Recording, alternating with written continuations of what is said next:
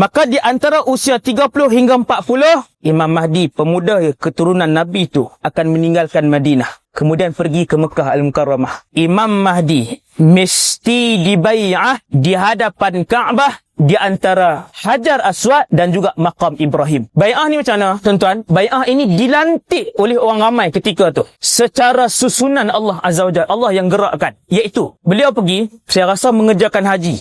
Sebab ada hadis daif yang menyebutkan bahawa beliau akan dibai'ah pada bulan Muharram. Maksudnya Zulqa'dah bukan musim haji. Zulqa'dah, Zulhijjah, Muharram. Hadis daif lain menyebutkan bahawa pada musim haji itu akan berlaku kekacauan dan pertumpahan darah di Mina. Maksudnya mungkin peperangan. Sebab tu saya sebut yang tu hadis daif. Yang sahihnya, Imam Mahdi akan dibai'ah di antara Rukni wal Maqam, di antara Hajar Aswad dan juga Maqam Ibrahim. Di situ dibai'ah pada bulan Muharram. Ketika dia sampai, ada di kalangan para ulama yang telah pun berhimpun di kota Mekah ketika itu tanpa disusun oleh sesiapa. Dengan tergerak hati, mereka rasa untuk membai'ah seorang lelaki yang disebutkan oleh Rasulullah dengan gelaran Al-Mahdi. Lalu para ulama ini mencari-cari lelaki ini. Pakat cari. Semua ulama tahu hadis ni. Tahun tersebut Allah menggerakkan hati mereka untuk mencari lelaki ini. Maka masing-masing mencari. Akhirnya mereka jumpa lelaki ni. Lalu disuruh menjadi ketua kepada umat Islam. Dia tak mau. Dia pun melarikan diri ke Madinah balik. Kemudian di Madinah juga berlaku kekacauan. Ini dia punya perjalanan dia. Kerana berlaku kekacauan di Madinah, Imam Mahdi akan melarikan diri semula ke Mekah ketika itu. Para ulama yang datang daripada Syam dan juga para ulama yang datang daripada Iraq akhirnya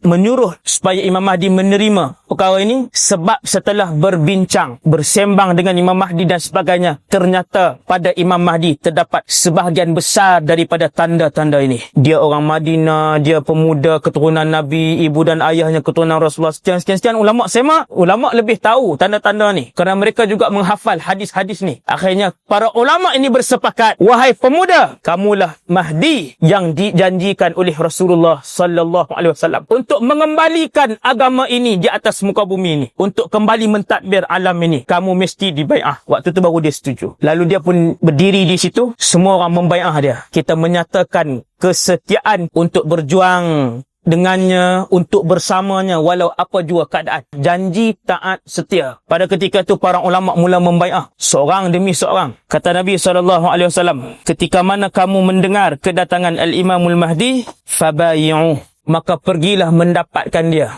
dan berbai'ahlah dengannya. Fa innahu khalifatullah, kerana dia adalah khalifah Allah.